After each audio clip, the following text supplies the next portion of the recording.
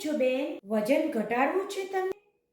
Dieting કે gym વગર? ચાલો ઘરના ખાવાથી 10 થી 20 કિલો સુધી વજન કેમ ઓછું કરી શકો છો એ હું તમને બતાવીશ. તમે સવાર, બપોર અને રાત્રે સંતુલિત ભોજન લો. દાળ, શાક, રોટલી અને ભાત, સલાડ, બસ. તળેલું ઓછું ખાઓ અને તેલ ઓછામાં. દિવસની શરૂઆત કરો લીંબુ પાણી કે મેથીના દાણા. પાચન શક્તિ સુધારે છે અને ચરબી ઓછું કરવામાં મદદ મળે. રાત્રે ભૂખ્યા ના રહો.